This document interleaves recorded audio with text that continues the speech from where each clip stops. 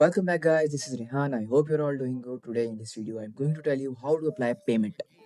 So तुम अपने सामने देख सकते हो एक इनवॉइस बनी हुई है $4,600 की। ठीक है, तो ये कैसे बनानी है और कैसे पेमेंट अप्लाई करनी है मैं तुम्हें सब बताता हूँ। फर्स्ट ऑफ ऑल मैं तुम्हें बताता हूँ कि जब भी तुम किसी कैरियर को ऑन बोर्ड करोगे तो तुमने उससे जो 4 डॉक्यूमेंट्स मांगनी है उसमें से एक डॉक्यूमेंट वो तुम्हें इंपॉर्टेंट डॉक्यूमेंट जो सेंड करेगा वो होगा पेमेंट से रिलेटेड। या तो वो होगा एक वॉइडेड चेक या फिर NOA, नोटिस ऑफ असाइनमेंट, या फिर NOA। अगर वो तुम्हें NOA भेजता है इसका मतलब उसके पास फैक्टरिंग कंपनी है, और अगर फैक्टरिंग कंपनी है तो पेमेंट अप्लाई करने की ज़रूरत तुम्हें नहीं पड़ेगी। फैक्टरिंग कंपनी जो है वो खुद ही उसको पेमेंट सेंड कर देगी और बाद में ब्रोकर से ले लेगी। लेकिन इन केस अगर वो तुम्हें इस तरह का एक वॉइडेड चेक सेंड करता है इसका मतलब है पेमेंट तुमने खुद अप्लाई करनी है। अब ये वॉइडेड चेक मेरे पास है, ये कैरियर काफ़ी पुराना है, तो ये जो नंबर्स हैं यहाँ वॉइडेड चेक पे ये हमें काफ़ी ज़रूरत पड़ने वाली है इसकी। तो मैं तुम्हें बताता हूँ तुमने करना क्या है। अब जब तुम एक लोड बुक करते हो तो ब्रोकर तुम्हें एक लोड कन्फर्मेशन भेजता है। ठीक है, इसको रेट कन्फर्मेशन भी कहते हैं या लोड कन्फर्मेशन भी कहते हैं। अब ये all the way trucking incorporation, ये कोई ब्रोकर है, ठीक है, और उसने हमें ये लोड भेजा है। लोड का नंबर ये है 0281861। अब मैं तुम्हें बताता हूँ यहाँ पे देखने वाली चीज़ क्या होती है, इंपॉर्टेंट चीज़। अब यहाँ पे तुमने देखना है सबसे पहले तुम्हारी कंपनी का नाम लिखा हुआ है, एसीवाई ट्रांसपोर्टेशन को बिल्कुल लिखा हुआ है। उसके बाद जो ड्राइवर है उसका नाम लिखा हुआ है, बिल्कुल लिखा हुआ है। फ़ोन नंबर सही लिखा हुआ है, सही लिखा हुआ है। उसके बाद तुमने देखना है कि जो ट्रक है वो वही वाला है, जो ये वही ट्रक मांग रहे हैं जो तुम्हारे पास है।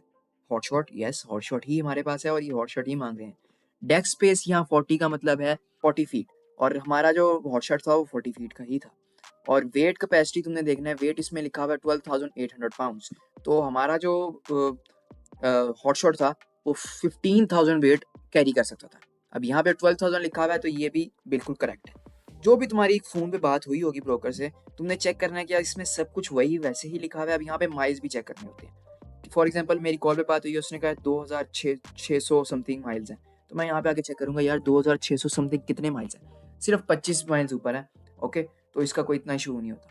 अब यहाँ पे वैल्यू लिखी हुई है, ये हर किसी में नहीं लिखी होती। यहाँ पे इंपॉर्टेंट चीज़ जो है वो मैं तुम्हें बताता हूँ, वो है पिकअप डेट और डिलीवरी डेट।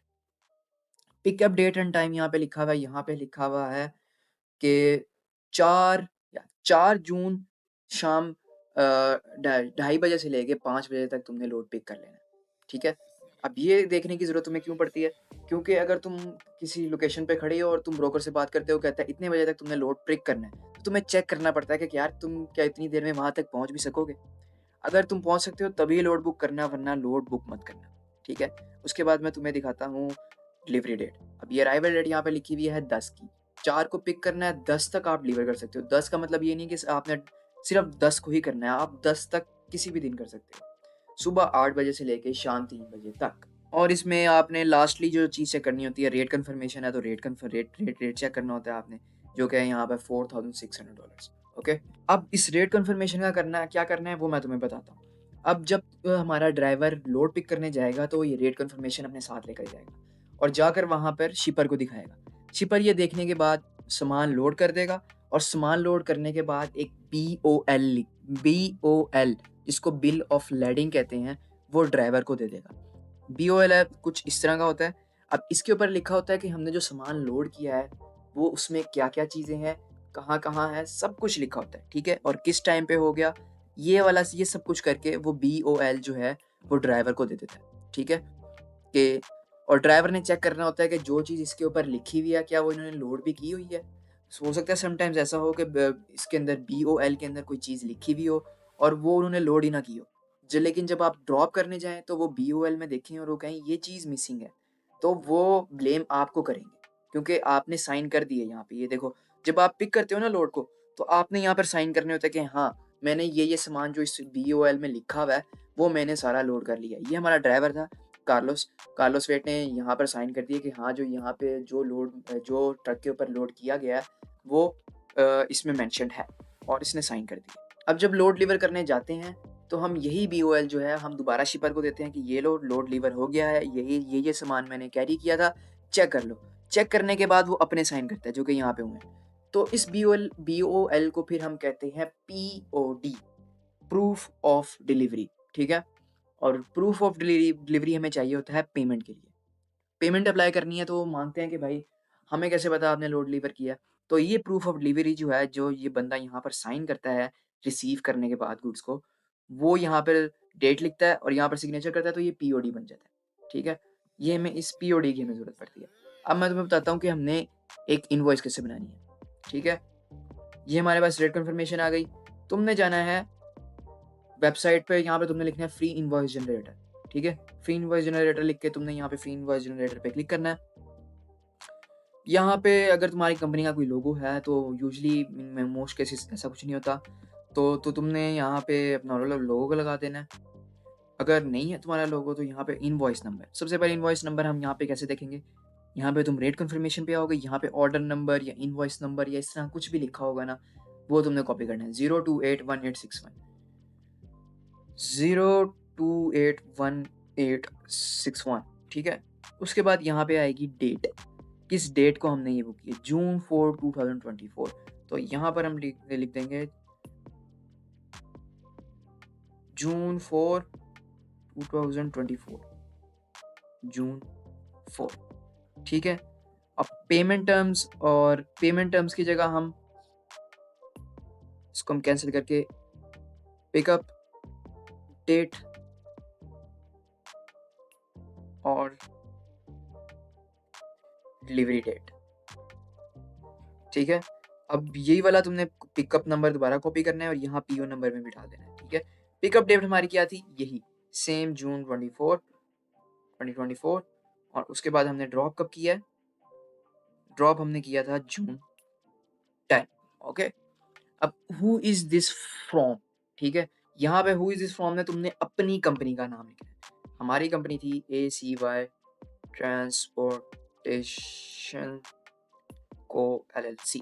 ठीक है, उसके बाद बिल टू, यहाँ पे तुमने उस ब्रोकर का नाम लिखना है। ब्रोकर का नाम क्या था, always trucking incorporated, always trucking incorporated. ठीक है, उसके बाद यहाँ पे डिस्क्रिप्शन में तुमने क्या लिखना है, लोड कहाँ से पिक हुआ था, कहाँ ड्रॉप हुआ था। अब यहाँ पे तुम्हें नजर आएगा लोड कहाँ से पिक हो रहा है। लेट मी सी, ये Denver North Carolina to Bend Oregon जा रहा है। ठीक है, डेनवर NC। अब जिस तरह मैंने तुम्हें याद करो, मैंने तुम्हें पिछली वीडियो में बताया था तुमने स्टेट्स की एब्रिविएशन याद करनी है। अब यहाँ पे कहीं पे भी नॉर्थ कैरोलिना नहीं लिखा हुआ, ना ओरेगन लिखा हुआ, NC लिखा हुआ है और OR लिखा हुआ है, यहाँ शहर का नाम लिखा हुआ है एड्रेस। तो तुमने यहाँ पे लिखना है Denver NC to Bend OR Oregon. अब क्वांटिटी का तुम्हें इसका कुछ भी नहीं करना, तुमने यहाँ पे तुमने रेट लिख देना है $4,600। ठीक है, और यहाँ नोट्स के अंदर तुमने जो चीज़ लिखनी है ना वो इंपॉर्टेंट है। अब नोट्स में तुमने उसकी बैंकिंग डिटेल्स लिखनी है। यहाँ पे तुमने बैंक लिखना है, यहाँ पे तुमने राउटिंग लिखना है, और यहाँ पे नीचे तुमने लिखना है अकाउंट। यहाँ पे तुमने नीचे लिखना है अकाउंट। ठीक है, और रेमिटेड एंड एड्रेस। अगर समटाइम्स जो है वो टर्म्स भी लिखनी होती हैं जब तुम क्विक पे के लिए अप्लाई कर रहे हो या किसी और इस तरह की चीज़ के लिए अप्लाई कर रहे हो। यहाँ पे रेमिटेंस एड्रेस तुमने लिखना होता है जो कि ड्राइवर तुम्हारा देगा। मेरे केस में ये था रेमिटेंस एड्रेस। ये क्या होता है, अगर जो है वो बैंक अकाउंट बंद है तो यहाँ पर एक चेक भेज देते हैं जो कि आप बाद में जाकर किसी भी बैंक से कैश करा सकते हो। तो अब हम यहाँ पे बैंक का नाम लिख देते हैं। अब बैंक का नाम तुमने कहाँ से देखना है, तुमने वर्ल्ड चेक खोलना है, ये वर्ल्ड चेक है।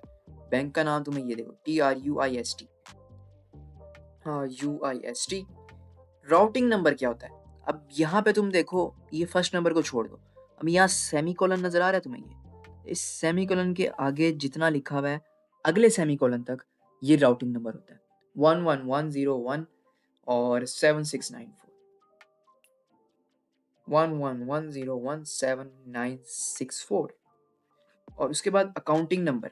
अकाउंटिंग नंबर यहाँ पे जो लिखा हुआ है इस सेमीकोलन के बाद लास्ट तक जो लिखा हुआ है वो तुम्हारा राउटिंग नंबर है। 14400 14400।